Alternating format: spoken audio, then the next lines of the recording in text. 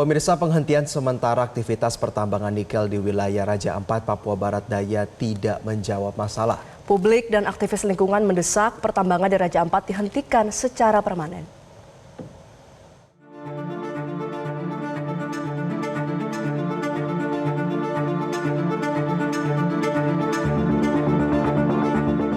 Maka kami sudah memutuskan lewat Dirjen Minerba untuk status daripada IUP PT GAK yang sekarang lagi mengelola, itu kan cuma satu ya.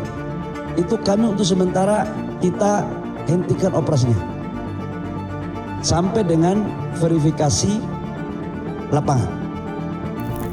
Viral dulu baru dapat justice, ramai dulu baru digubris. Itulah yang diungkapkan juru kampanye Hutan Greenpeace Indonesia Iqbal Damanik menanggapi Kementerian SDM yang menghentikan sementara aktivitas pertambangan nikel PT GAK di Raja Ampat.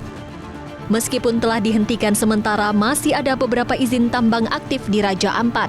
Bahwa ini bukan soal PT GAK saja atau soal Pulau GAK saja, tapi saat ini ada 5 izin yang aktif yang izinnya diterbitkan oleh Kementerian ESDM, kementeriannya Pak Bahlil.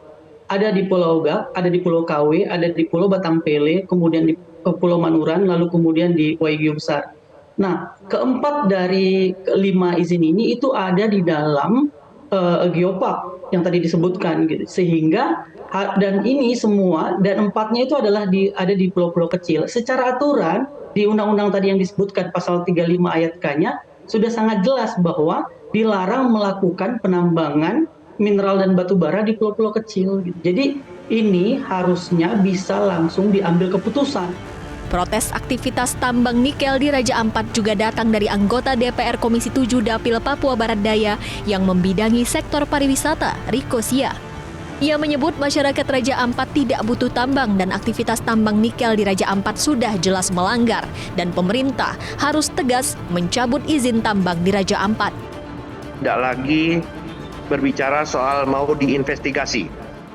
Tapi yang tadi sudah disebutkan oleh Pak Iqbal, ada 5 perusahaan, yang 4 ini jelas-jelas melanggar. Kok mau dievaluasi? Kok orang melanggar dievaluasi? Ingat ya, kita pernah punya kasus PT Timah yang merugikan negara ratusan triliun. Itu dihitung dari kerugian lingkungannya. Ini lingkungan yang sudah, kalau perlu jaksa udah bisa turun, aparat penegak hukum udah bisa turun. Jangan lagi hanya PT GAK yang diberhentikan. Justru PT GAK ini yang dievaluasi, yang 4 ini yang jelas-jelas melanggar, dia langsung dicabut. Bahkan kalau perlu dihentikan sekarang juga. Greenpeace Indonesia juga mendesak pemerintah segera mencabut izin tambang di Raja Ampat yang telah terbukti melanggar dan tidak menerbitkan izin baru untuk pertambangan di Raja Ampat. Saat ini terdapat 5 izin tambang aktif di Raja Ampat, yakni di Pulau GAK, KW, Manuran, Pulau Manyaifun, dan Pulau Batangpele. Cabut, ini kan udah melanggar undang-undang, konstitusi MK, cabut. Apa yang ditunggu sama pemerintah? Apa yang ditunggu sama Pak Bahlil untuk mencabut ini? Orang undang-undangnya bilang begitu. Jadi dan begini ya Mbak, masyarakat adat dan masyarakat lokal di Raja Ampat selama tidak ada tambang, mereka bisa hidup dari pariwisata. Dan pemerintah daerah meminta mereka hidup dari pariwisata. Tapi mereka tidak akan bisa hidup tanpa laut dan hutannya. Jadi kalau Pak Bahlil benar-benar sering mengatakan bahwa dia putra daerah Papua, harusnya dia bisa jaga, dia punya hutan, dia bisa jaga, dia punya laut. Protes penambangan nikel di Raja Ampat terus bergulir demi menyelamatkan lingkungan dan masyarakat Raja Ampat.